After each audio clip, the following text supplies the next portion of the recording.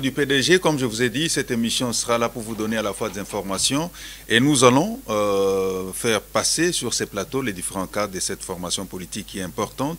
Et comme je l'ai dit, la formation politique, le PDG est dans l'Union sacrée de la nation. Voilà pourquoi on va vous donner pratiquement toutes les informations. Il y aura des réactions des différents cadres de ces partis politiques et au même moment, il y aura également certains avis que ces partis politiques ont eu à émettre au regard des questions majeures qui ont gangréné à un certain moment notre pays. Comme vous le savez, il y a un temps où la République démocratique du Congo, même si vous passez sous les boulevards du 30 juin ici dans la ville de Kinshasa, vous allez vous rendre compte qu'il y a un grand panneau où le chef de l'État lui-même a dit non au tribalisme. Les grands partis politiques s'organisent, il n'y a pas de décisions qui peuvent être prises de façon unanime. Nous devons absolument mettre en application tout ce que la loi est en train de dire et la loi exige aux partis politiques, avant de lever les grandes options pouvant lier l'avenir du parti, que les partis se réunissent en congrès pour lever les grandes options, même pour prendre la décision d'avoir un candidat président de la République. Le plus important, c'est de travailler pour que le congrès s'organise et aussi pour que la grande décision pouvant faire à ce que les partis puissent élire quelqu'un à la magistrature suprême soit prise. Donc, vous avez suivi ce qui s'est passé ces jours-là et la grande décision qui a été prise, et dans ces partis politiques, en 2023, Fachi ou rien, c'est-à-dire les présidents de la République ou rien. C'était un peu ça la décision qui était prise, et je crois que même les différents cadres du parti, vous avez vu l'ambiance qui a régné dans la commune de Kitambo ce jour-là, et la liesse surtout, parce que les plus importants au sein du PDG, c'est que vous avez des gens qui sont convaincus, non seulement qui sont convaincus de l'idéologie du parti, vous avez également des gens qui sont convaincants. Alors ils ont la capacité également d'aller convaincre les autres par rapport à l'idéologie qu'ils ont eu à apprendre, par rapport à la vision claire de ces partis politiques. Ils peuvent facilement au fait, convaincre les autres à adhérer dans cette barque, et c'est un peu le travail qui a été fait. Et aujourd'hui, les PDG sur l'échiquier politique, la République démocratique du Congo s'est comptée parmi les grands partis politiques, non seulement, parce qu'aujourd'hui, c'est vrai, quand il faut mettre un parti politique sur la balance politique, il y a plusieurs éléments qui entrent en ligne de compte. Pour détecter que ce parti politique est influent, il y a des éléments. Pour détecter que ce parti politique est grand, il y a également les éléments. Parce que la nuance, c'est qu'on peut être un grand parti politique et être moins influent. Ça, c'est important. Mais on peut être un petit parti politique et être influent. La nuance doit être donnée, et même dans les émissions prochaines, on va vous donner les différentes nuances qui entrent en ligne de compte. Mais ici, moi, je suis en train de parler d'un grand parti politique. Il y a des éléments qui entrent en ligne de compte. Politiquement parlant, on peut être grand parce qu'on a un grand nombre d'adhérents. OK ? Ça, c'est une chose. On peut être grand et avoir un grand nombre de partis adhérents. Et aussi, on peut être grand parce qu'on pèse politiquement, parce qu'on a des élus au niveau des différentes chambres délibérantes. On a beaucoup d'élus. Vous pouvez avoir des élus au niveau de la chambre haute, vous pouvez avoir des élus au niveau de la chambre basse. Ça prouve à suffisance que ce parti, politiquement, il est en train de peser. Et ce poids au niveau des différentes chambres délibérantes fait de ces partis politiques une référence. La référence fait que le parti politique peut avoir des mandataires au niveau des différentes institutions de la République. Donc, vous avez un grand nombre d'adhérents, des personnes qui adhèrent à la vision, lesquelles personnes vous confèrent un mandat politique qui envoie vos différents cadres au niveau des assemblées délibérantes. Ici, jusque-là, jusqu'à preuve du contraire, nous avons des assemblées provinciales et nous avons le Parlement qui est bicaméral, c'est-à-dire vous avez l'Assemblée nationale et le Sénat, vous avez vos délégués là-bas, ça prouve que le parti est en train de peser, et lesquels délégués fait que ces poids politiques vous amènent dans certaines institutions de la République. Ça peut être des établissements publics, ça peut être des entreprises publiques, ça peut être des ministères, et ça peut être des établissements d'utilité publique. Et tout ça, ça fait que, parce qu'il faut savoir qu'il y a une différence entre établissements publics, il y a une différence entre établissements publics et entreprises publiques. Il faut savoir que dans une république, nous avons également des régies qui sont à la fois des régies directes et des régies indirectes. Il faut connaître tout ça. Vous pouvez avoir vos cadres en train de gérer des régies directes. Vous pouvez avoir vos cadres en train de gérer des régies indirectes. Il faut connaître ces nuances-là. C'est quoi un établissement public? C'est quoi une entreprise publique? C'est quoi une régie directe? C'est quoi une régie indirecte? Tout ça, ce sont des notions qu'il faut absolument maîtriser. Donc, vous pouvez avoir également vos différents cadres en train de gérer tout ça. Ça fait de telle sorte que ces partis pèsent sur l'échiquier politique national. Donc, au regard des éléments que je viens de donner, vous allez être d'accord avec moi que le PDG, c'est un parti politique non seulement qui a un poids, mais qui a également une influence. Et ici, quand on parle de l'influence, je vais donner seulement un élément d'influence, c'est-à-dire c'est un parti politique qui a la capacité, à travers sa prise de position, que ça puisse influencer les cours des choses dans un pays. Vous comprenez? La prise de position ne se prend pas seulement parce que vous pesez, parce que vous êtes au niveau du Parlement ou des assemblées délibérantes, non, mais c'est parce que vous avez un mot à dire dans la gestion de la res publica, parce que vous avez des cadres qui gèrent certaines institutions importantes, laquelle gestion vous donne ou vous confère la capacité de donner une position et laquelle position change les cours des choses dans une république. Vous pouvez être un ministre, en tant que patron d'un département, vous pouvez avoir la latitude d'influencer certaines choses au niveau du Conseil des ministres, et cette influence peut faire à ce que les choses puissent bouger dans un cadre tout comme dans un autre. Donc tout ça, ce sont des éléments politiques qu'il faut impérativement connaître et pourquoi pas intérioriser. Voilà. Donc j'étais en train de parler du PDG. Alors au-delà de ça, donc vous avez compris qu'il y a cette influence-là, laquelle influence a fait que le PDG aujourd'hui, en termes d'adhésion, vous avez beaucoup d'adhérents, beaucoup, alors beaucoup. Vous allez dans toutes les circonscriptions électorales, par exemple ici dans la ville de Kinshasa, vous allez à Tchangou, le PDG est omniprésent. Vous allez, quand je parle d'omniprésence, c'est-à-dire le PDG est partout dans les différentes communes qui composent Tchangou. Vous allez à Kimbanseke, vous allez trouver les PDG. Vous allez à Ntsele, vous allez trouver les PDG. Vous allez à Massina, vous allez trouver les PDG. Vous allez à Ndjili, vous allez trouver les PDG. Vous allez à Maluku, vous allez trouver les PDG. Voilà pourquoi je parlais au fait de l'omniprésence politique dans une circonscription électorale. Ce sont des notions importantes qu'il faut maîtriser. Alors, si vous allez par exemple à Funa, le PDG est présent. Vous allez à Lukunga, le PDG est présent. Et vous allez, pourquoi pas, à Moamba, vous allez trouver que le PDG est présent. Et au-delà de ça, en province, n'en parlons même pas, parce qu'il y a Ngouma. Moi-même, j'étais présent, j'ai vu comment les choses sont en train de s'installer un peu partout. Et dans les prochaines émissions, nous allons vous amener les images de l'installation de ces partis politiques un peu partout à travers la République. Et vous allez vous rendre compte de l'influence et pourquoi pas du poids de ces partis politiques. Des activités se sont organisées. Il y a une activité sur laquelle nous allons revenir, c'est au fait la journée du 8 mars.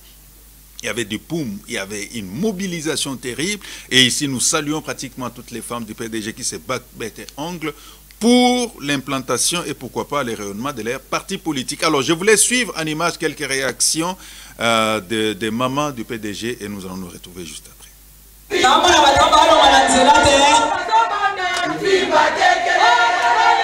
Ah, mi mettez ma boque bien. Mi mettez ma boque bien.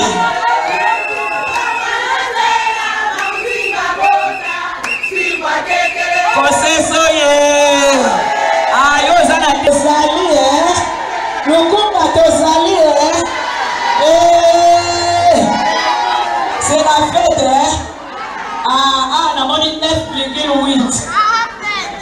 Tovandi ba mama. Tozana tango sepela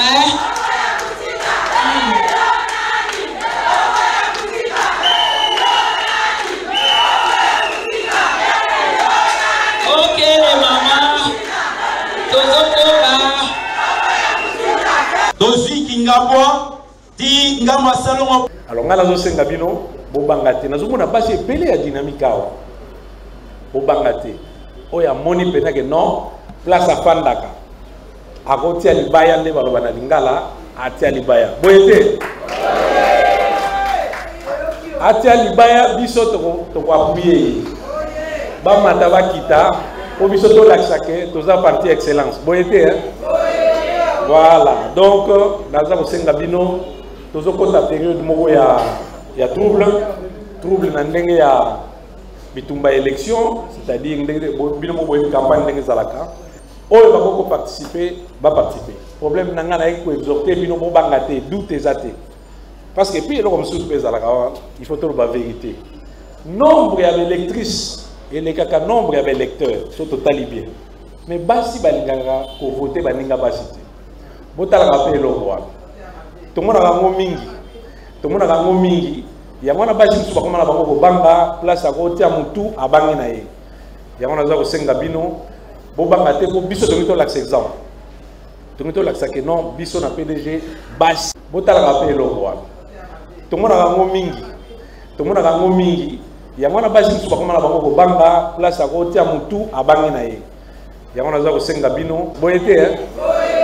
Voilà donc naza kosenga bino tozokota période moko ya trouble na ndenge ya bitumba élection, c'est-à-dire bino moko boyebi campagne ndenge ezalaka oyo bakoko participer participer. Problème na nga na ko exhorter bino bo banga te doute eza te parce que puis eloko mosusu mpe ezalaka il faut toloba vérité. Nombre ya baélectrice namona bato balonga na nzela te mibetela maboko bien mibetela maboko bien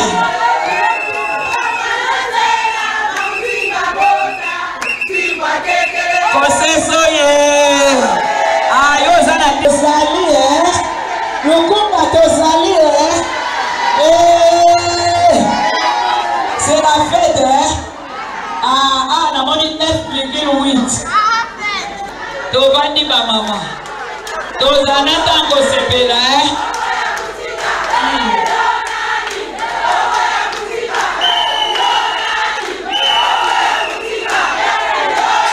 Ok les mamas tozokoba Dozi kingabwa ti ngama salongo. alors ngala zo senga bino bo bangate nazomona basi epele ya dynamique awa bo bangate oya moni pena ke non place afandaka akotia libaya nde baloba na lingala atia libaya boyete atia libaya biso toko appuyer bamata bakita po biso tolakisake toza parti excellence boyete hein? Voilà donc naza kosenga bino tozokota période moko ya trouble na ndenge ya bitumba élection, c'est-à-dire bino moko boyebi campagne ndenge ezalaka oyo bakoko participer participer. Problème na nga na ko exhorter bino bo banga te doute eza te parce que puis eloko mosusu mpe ezalaka il faut toloba vérité. Nombre ya baélectrice elekaka nombre ya baélecteurs so totali bien mais basi balingaka kovote baninga basi te botalaka mpe eloko wana tomonaka yango mingi yango wana basi mosusu bakomana bango kobanga place akotia mutu abangi na ye yango naza kosenga bino bobanga te po biso tongi tolakisa exemple tongi tolakisake non biso na PDG basi ya PDG babanga eloko te place il faut batia mutu bakotia mutu. Allez merci mingi.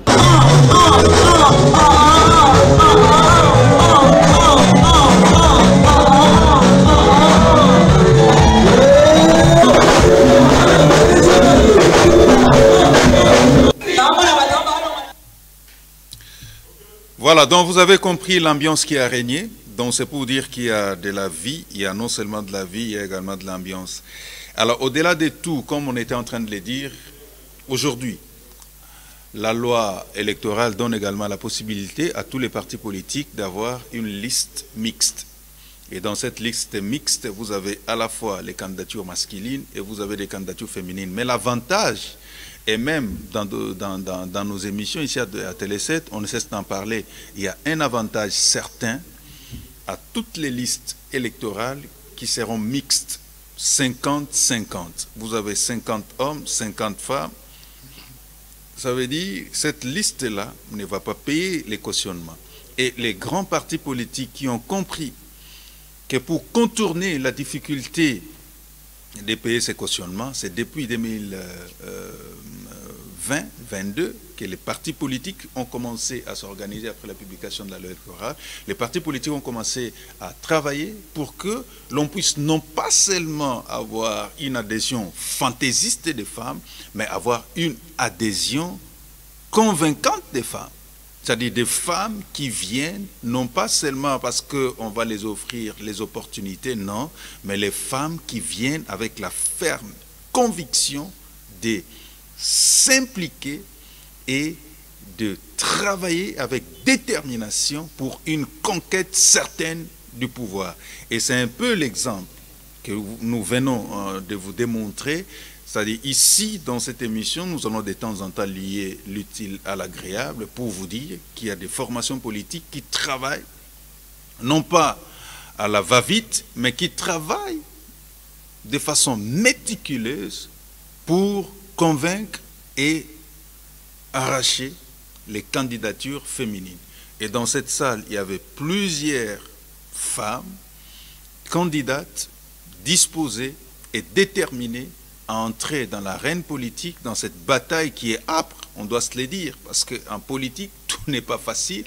La bataille politique est dure, la bataille politique est rigueuse, la bataille politique est âpre, et nous sommes appelés à travailler d'arrache-pied pour que nous puissions avoir les différents éléments concordants. Alors, notre invité est déjà là, sur ces plateaux.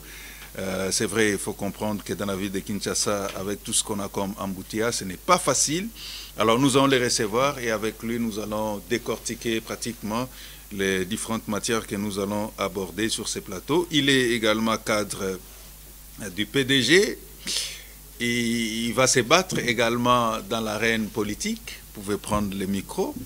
Il va se battre dans l'arène politique. Monsieur Yannick Odia, bienvenue. Merci. Namoni embouteillage est beau au fort.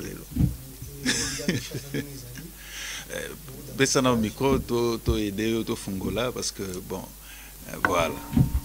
Oui, bika ndenge Kinshasa ngezali.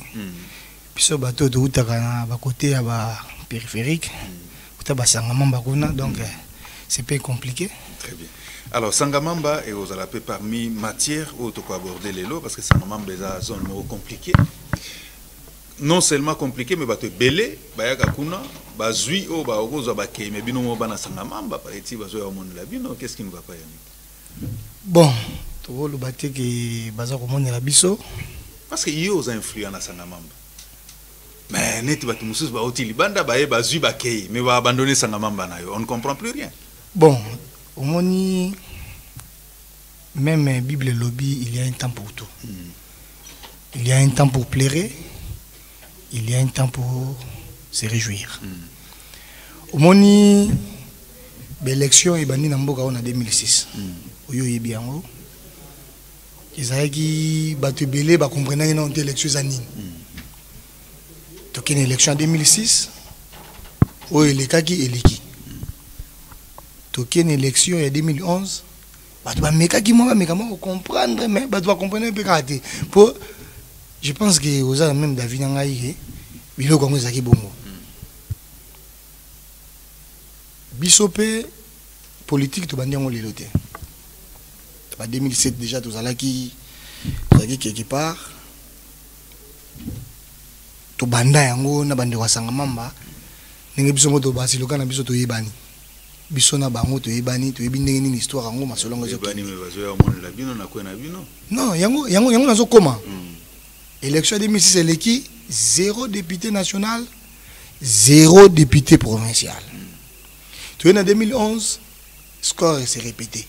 0 député national, 0 député provincial. Tu es en 2018, Même score. Même score. Mais tout totalani.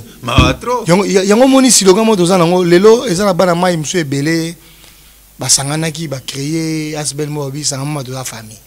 Donc c'est-à-dire donc famille après 3 oui, mais lelo ba tu vas comprendre. Même biso moko yo. Tu vendre qui peut tout seul analyse té. Tu réfléchir pe. Politique ba ko ta ngompo na yo moko té. Ba ko ta yango po na batu. Poso po na ngamo na kovanda ngana kwena ngai.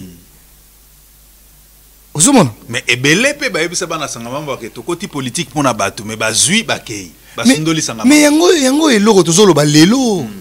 Lelo tozo yebisa bana sangamamba po ba yebi to yebani. Si loka yango na to yebani. Tokoki jamais kotike la batu oyo bazo kanisa ke ba yeka politique pona bango. Po ebele wana ba yebisika ba utaka. Nakoba no tanga baninde même ba misusu baza ko mibenga bana sangamamba mais en réalité ba bana sangamamba te pour tout bona misusu bo nomination ba longwe na quartier nako ko se vanter tinga na zana moyen nako ko no vanda na ngape na ma campagne j'ai les moyens nako ko no vanda na ngape na ma campagne fa na ngai mais ba yebi ndenge nini ya nigi odia mo mutukani wana bomba kango bugu na profiter na occasion oyo ya ko féliciter ya ko kumisa chef de l'état soki ezaki yete lelo yo ka sangama mbenge zaka mais betela biso na lisola sangamamba eza na état nini paraît-il sangamamba eza enclavé eza na position ebele peut-être tolo ba sangamamba ba yepe place sangamamba eza te brosele biso eza na commune nini situation sangamamba eza na ndenge nini na seki mo muke moni lelo soki to betela lisola sangamamba ba sangamamba eza parmi ba quartier minene ya commune Ngaliema oyoyo lelo bato ebele babeta liso na ngote babeta liso na nga pour l'élection omoni même avant na brosser masolo ya sangamamba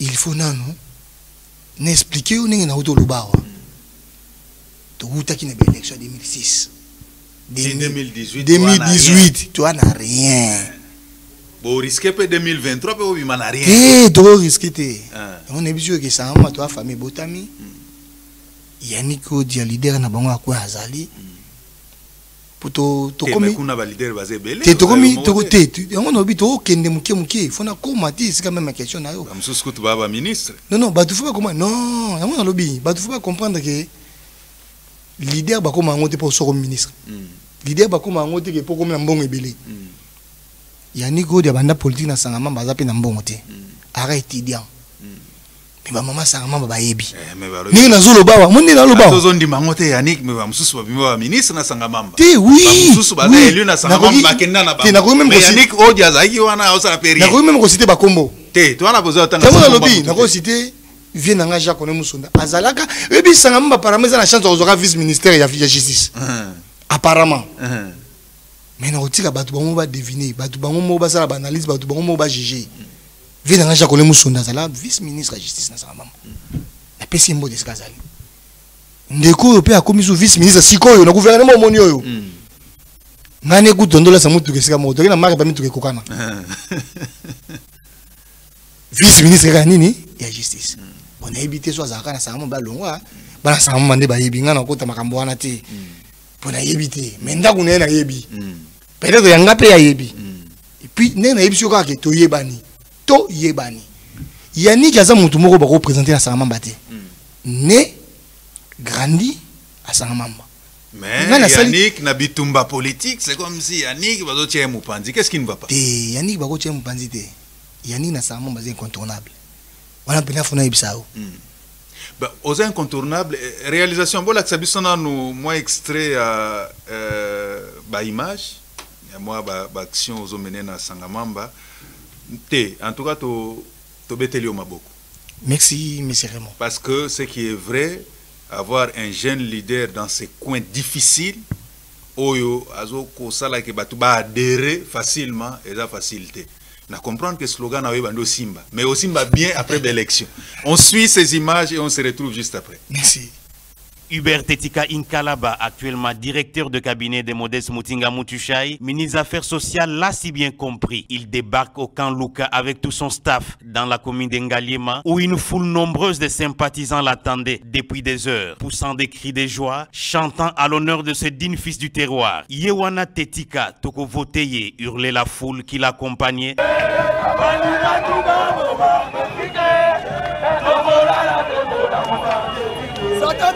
Avec caravane motorisée jusqu'au lycée technique Tolendissa qui abrite les centres d'enrôlement. Hubert Tetika Inkalaba fait son entrée et est accueilli par les agents de la CENI. Il décline son identité, remplit toutes les formalités d'usage avant d'obtenir sa carte d'électeur qu'il exige au public. Si je suis venu chercher cette carte, c'est tout simplement pour remplir un devoir patriotique. Pour ceux qui ne croient pas au processus électoral, et là je pense que c'est une petite erreur, ils se trompent un peu parce qu'il faut s'enrôler pour avoir le droit de dire un mot.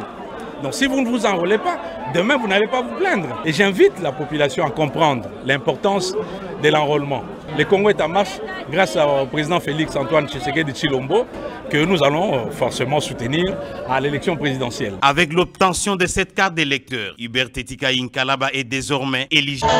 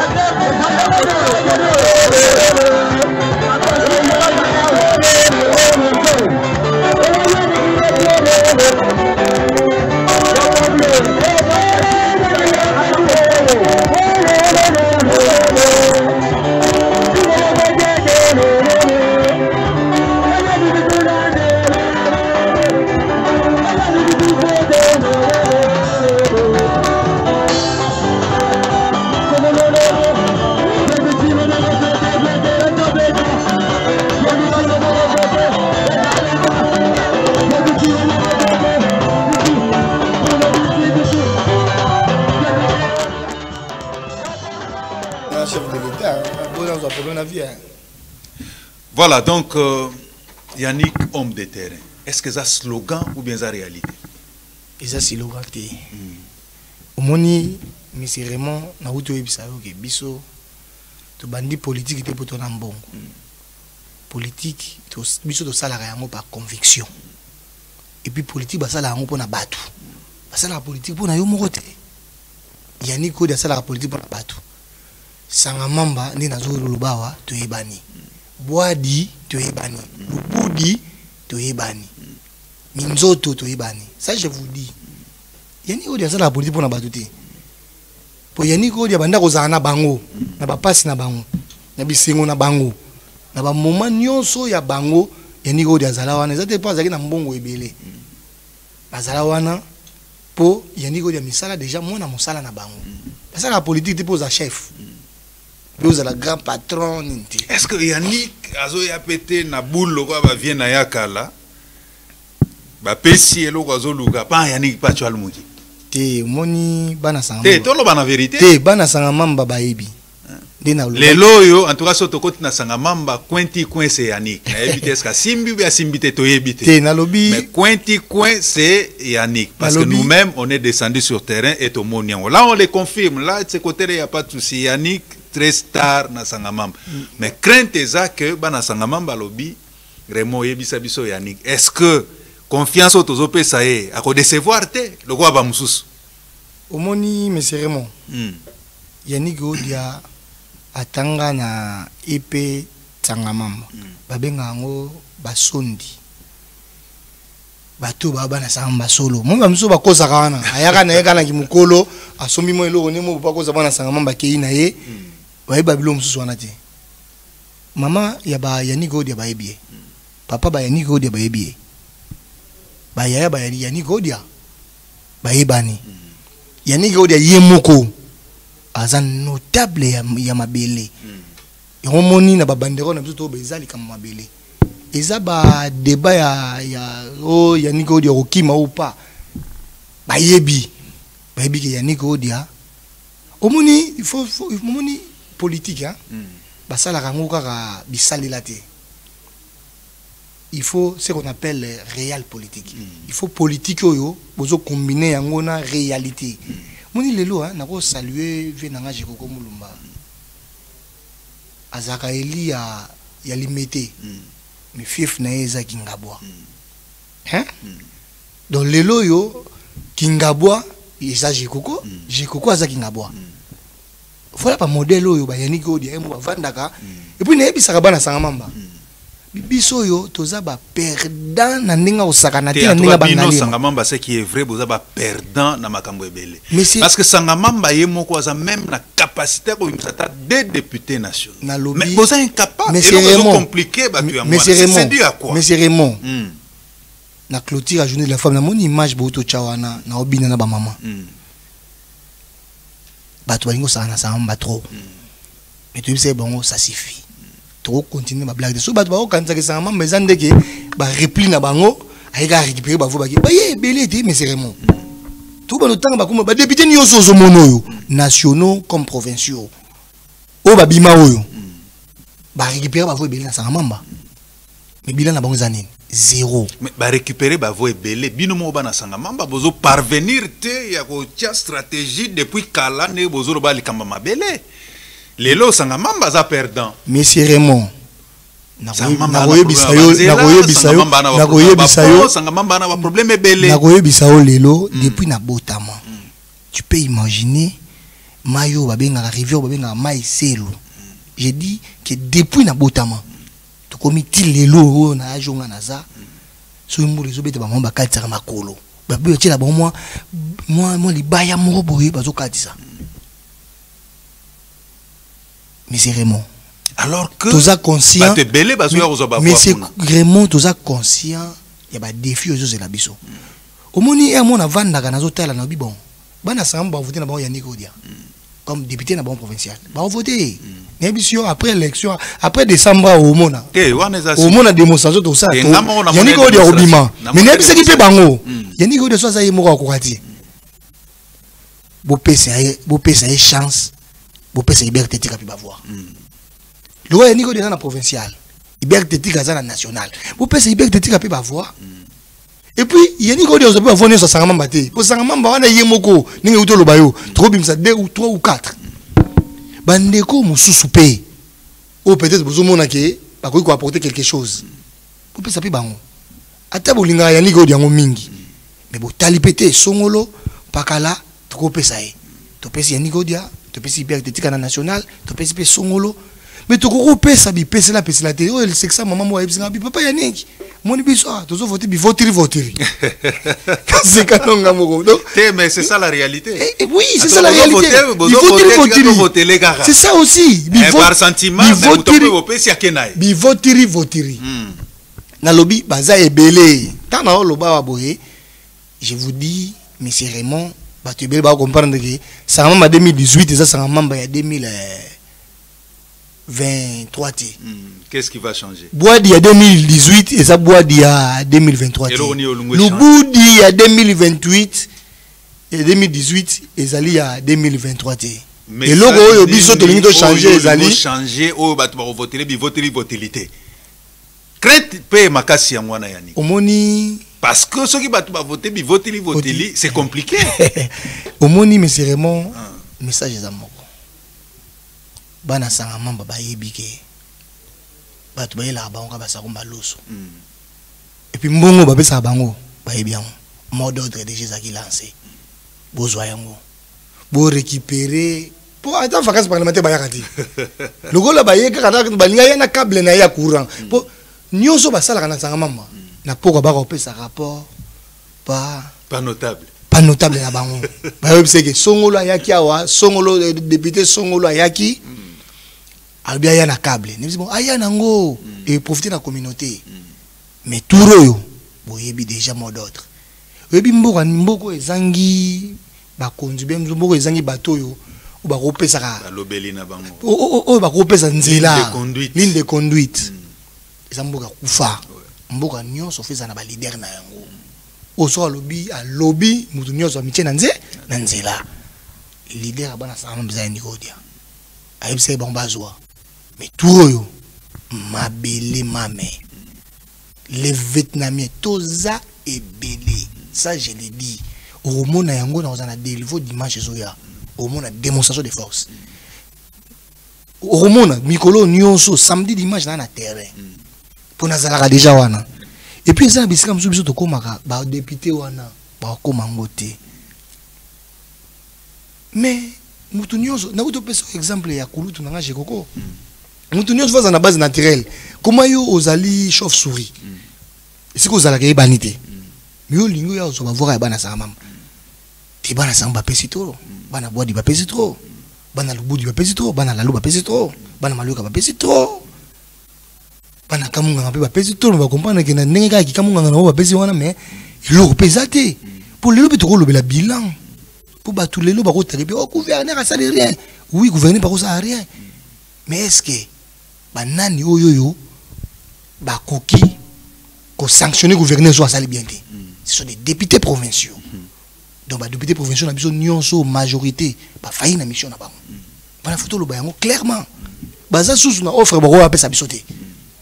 Pas sanctionner nan. Pour les ministres provinciaux, les lots tourouani. Les lots députés provinciaux, ou bien ministres provinciaux, comme même encore, pour naïe, on dirait le roi va voter qui est na Isika Songolo. Nyon somamba ville qui est Isika Songolo. Bana ya sangamamba, bana boadi, bana lubudi. Faut pas comprendre que. Donc, mais c'est que c'est totalement bien, Yannick. Donc, depuis 2018, si les lots d'enseignement bénéficient à rien. Mais c'est vraiment, ils a passé. Alors que, ils ont comme stratégie. Mais c'est alors que, bah, tu vas belé. Au moni, nayo capacité de monter ma même. Au moni, jeune frère nangai, aza promesse ya commune Ngalima. Tu peux imaginer que des pas comme promesse, mais ça va pas comme tu peux imaginer. Ils ont pas mis ba quartier populaire. Ko sala kaka même tour itinérance akeka mona ba réalité makamboza kuna atako ya pamba die mexa komate donc c'est-à-dire moni sa mamba wana ce chef de l'état té ko tout cela ne sala maté fachi beto merci ibaki mpanzi wana concurrence até ba o nyonso ba saka makilele na bango wana o ngai secrétaire général Songolo o ngai président national Songolo soza na union sacrée qui dobika non mais leader moko pe abimi na sanga mamba lobi okotisa adversaire na bino nalobi abezaka Yannick te yepe alobi aza jeune yepe akotisa ba viena Monsieur Raymond yepe aza mwana sanga mamba mabele Monsieur Raymond totala na image oyo obina na ba mère en tout cas c'est pelisa biso makasi ba mère balela yo fort to éviter pourquoi mais yo mo repesa biso ba raison réalisation la biso na image wana tozwa réaction ya leader ya sanga mamba. Et on se retrouve juste après. Nazaka leader ça mon baté. A leader en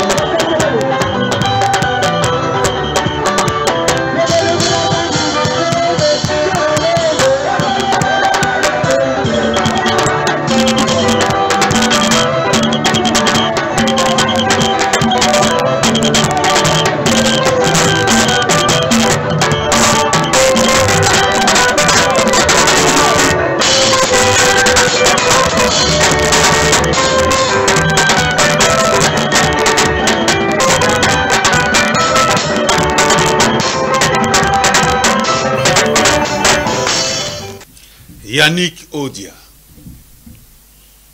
Moi, nana ba maman na ye. Complicité, on les a dit. Commentez dans ba image. C'était quand, avec une occasion, et puis complicité, on les a dit à quoi? Bon, ils allaient qui clôture la journée de la femme. Yannick Odia abanda politique na ba maman. Ninga na utoko lubawa Yannick Odia abanda politique azaki na iloko te.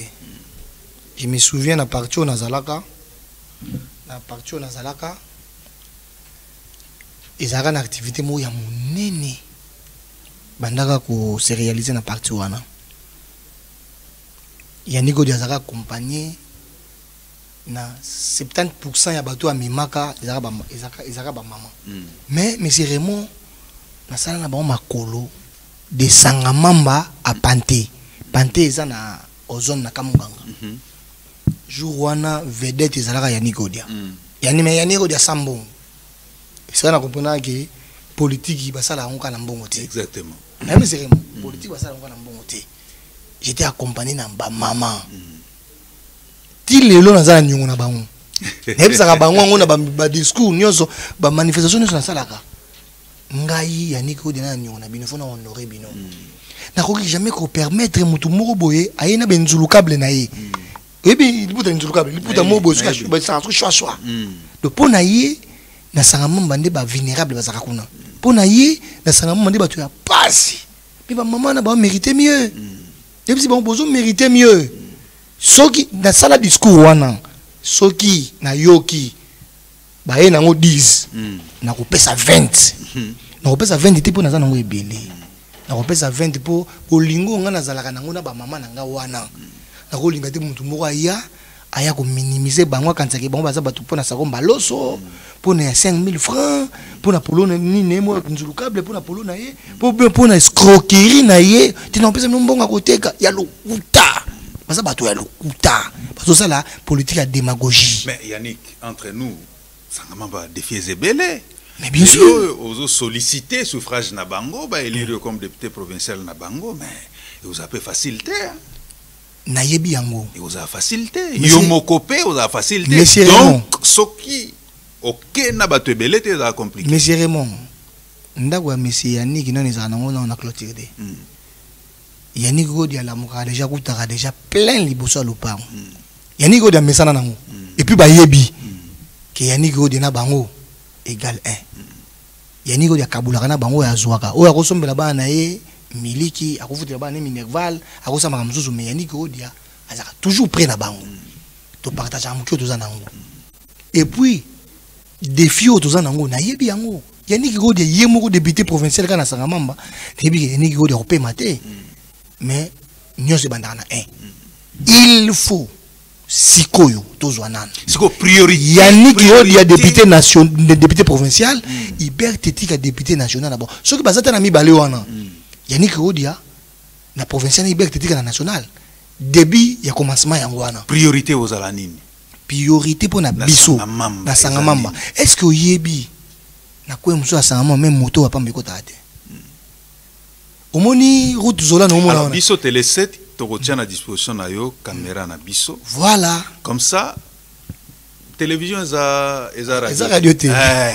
Donc bablo onyo sozoloba il faut batope wa mona hango. Merci beaucoup. Pour que parce que kala mingite élection. Plateau eza ya yo. To bandozo nsoka atoko mi député papa yaka. Mon makamboloba ki to komi wapi. On va un peu faire cet exercice là pour que to salango. Donc priorité au lobby banzela. Merci, mon priorité. Isa banzela. Mais, n'engina souligner le moko. Omoni route zona no mona wana. Isa ndeko mimi mutanda ko nokoti na salon. Koti mutna salon amoni ambeli salon. Metanga kotika na couloir boye akoye vani. Abie nzambe o makamni na mono. Isa ndemo na Sangamamba. To sepeli to komisi chef de l'état. Po oyo bato yo ya remplacer ba sala yango te. Mais il y a au moins les lots au pays. Il y a un sengi caméra à télé 7 et il y a ça dans ronde de début à la fin. Pas mon ami ça n'est rapide. 10 décembre. Tu as roulé la voiture à 5 qui toko sans que tu bébé ça yango. Mais ça la chambre. Tu vois dans la couloir, tu vois qu'il n'a pas. Les à salon. to ta ba couleur to ke na ba chambre. Donc au-delà ya route Tuzolana, il faut kota tina kati. il faut kokota. Il faut kokota. Et puis que biso to na privilège mo, mais vraiment excusez, to na privilège mo biso to za voisin na Malueka, to za voisin na Delvaux, to za na voisin na Gilf, to za voisin na Boadi. Tu as voisin côté monsieur pas munga fula. Donc biso ka soki ka banzela bien côté nango. Na ba voisin wana nyoso wana. Bilo ke bele sili. Dès tu as na posa députation provinciale. Et puis deuxième aspect. La Kinshasa Et puis deuxième aspect. Et puis deuxième aspect. Wana partenaire de décider. C'est pas moi de décider. Moi je me bats pour que tous wana noyo photo soit. Donc na bimano député provincial na bango yangaliema. Tozwa yango. Ensemble là-bas na Sangamamba, na-bas na Boadi, na-bas na Delvaux, na-bas na Malueka, na-bas na Kamunganga, tozwa yango. Ba na Télécom, ba na Ipen, tozwa yango. Mais il faut de comprendre l'or moko. Moni dit tant tobeta mo le solo ya Sangamamba oyo. Papa Raymond, eza bisika mususu depuis courant kako ozomono. Eza extraordinaire. Til lelo ba tona problème courant. Na ba Delvaux, imaginez Delvaux. Ça na ba ko mususu dimanche au monde ba image dans un terrain. C'est très grave. Maintenant, il faut que bunda, il faut que moni, batu musu pe beli moni o ba son chef de l'État. Ba son chef de l'État. Kuna ndesika ba électeur a solo bazali. Exactement. Pour na basanga mamba ba boadi ba nini wana 100% chef de l'État. Batu nyos ba cha makelele wana ba kozwe lokote. Pour so baza makasi, je me suis trouvé na ba fara. Total ba so baza pe makasi na terrain. Très bien. Alors comme na moi retard, émission vraiment tout débordée. Alors on te laisse le temps. Bana Sangamamba bazolanda. Bana Ngaliema bazolanda parce que yo kolobela bango. C'est vrai to comme on a période de campagne électorale mais yo mutu ozo porter charge wana parce que les lots en termes de popularité il faut même pas en parler parce que ngamo on a vivre. Je l'ai vécu et puis na yo ki ba témoignage ya batu ou eza très positif. Batu oyo ba pesi témoignage na yo eza batu oyo ba yete po Yannick azana ba moyete po Yannick aza mutu oyo azo compatir na bango oyo azo bunda na bango na tango pasi et puis balingo bunda na bango na tango bisengo batu wana bazana confiance na yo mais balobi Yannick o trahir bisote so la na bango. Merci monsieur Raymond. Caméra yango Bana ya Sangamamba, bana Malueka, bana Lubudi, bana Lalu, bana Télécom, bana ya Kamunganga, bana ya Boadi, bolobeli na bino yeyo. Omoni tout ça libérer trop. Tu veux comprendre que batu ebele bazala o na benga kia réalisme ezate. Bazala lukutande mingi. Bo vota ki pe batu. Mais est-ce que batu na bazongela bino? Ba rendre un fisc compte. Ba expliquer bino quand même que to kenda ikuna difficulté to kutana nango eza oyo. Des deux. Pendant mandat na bango ya 5 ans. Bandeko wana ba députés provinciaux, na même ba nationaux. Est-ce que baya ko rendre compte et makambo bon basala? Bana Sangamamba, bana Boadi 0. Sangamamba kutu mo luzola na sala mais Boadi c'est scandale. Boadi c'est scandale pour loko ezate. Même pas projet ezate. Tayango ebelemi. Élection ça ezalaka jour moko. Eza ba jour mi balete. Eza occasion ba pesi biso pour tout réfléchir ba nani to rotinda pour que lobby baza biso to zabana misala na bino biso to senga misala pa na bino bana Boadi to senga misala pa na bino bana Sangamamba bana ya Delvaux bana Lubudi to senga misala pa na bino bana Ngaliema mais lobby na kokoma patron te il faut na yaka ko rendre compte pa na bino tala sika na kenda yekuna ba bloquer nga na dossier XYZ songa na kokite kuna mais na sengi bino bobima pour soki bino vota yingai. Donc c'est que vous êtes capable de accompagner pour tout joyeux loco to lingi. Yangonde fachi beto opportunité fachi beto zo pesa biso na 2023 yangoyo. Que bino bo pesa biso chance. Tango bangongango ekokoka. Tokoma wana. To sale la bino. Biso to bana misala na bino, to sale la bino pour que changement total ekota. Bana Sangamamba to yebani. Mutako sabino tebo yebi ke nani aza nani to toyebani wana na quartier nyonso toyebani turo yo biso moko toza capable obimisa député moko national ou mibale nationaux et puis ba député provinciaux toyebani tangu yango yo lobi okende olela sute o te biso biso tangu yango yo ba voix na biso ekobima libanda te boyebi derrière slogan baya nango tokozwa yango mais tokopesa bango te coup de chapeau na bino pour na maturité bokomi na yango toyebi ke to atteindre objectif. Merci beaucoup. Merci beaucoup monsieur Yannick Odia, en tout cas pour la première fois dimanche au lobby aux en terrain. Moi je te proposerai après terrain tout coutant ali ce soir ma soleuse est belle et cette fois-ci tu vas pendant les bandeliti na suka parce que aux en a 1 heure du temps il faut bête ma sola sangamamba c'est important parce que ça coin moko stratégique pour na PDG parti na yo pour na yo mokopé en tant que candidat molobeli na bango et puis pour na Kinshasa Mobimba parce qu'aujourd'hui quand on parle de sangamamba eza populaire na ndenge moko ajete. Mais c'est bon, on a aussi un autre bête à Sangamamba. Tu rebêtes à Sangamamba, mais il faut que tu leader en Ngalema. Voilà. Tu rebêtes à Delvaux, le bout du Omoni, le rôle au proposé Ngayawa, tu reçois la ronde na caméraman na Binoawa. Non, mais maintenant, quoi, nous y a une image. Exactement. Vous comprenez que Yannick Odiazaka, jeune leader, il y a Sangamamba. Yangalema. Et après ronde, tu as sur le plateau. Comme ça, tu décortiqué, coin na ba coin yo Sangalema. Merci beaucoup. Comme ça, Olobela yango. Point par point, et je pense que Yoko Moza Molobeli au ça va piste sa solution. Merci beaucoup. Merci beaucoup d'être venu. Pas compter sur Bisso, vous a décidé. Merci beaucoup. Merci beaucoup d'être venu. En tout cas, la réalisation, excusez-nous pour ce débordement. On se retrouve. Merci à Tichik, merci à Julio, merci à l'ensemble de l'équipe technique. Alain, Tonton, merci. Yann, merci. On se retrouve demain à la même heure sur la même chaîne. Au revoir et à demain. Merci.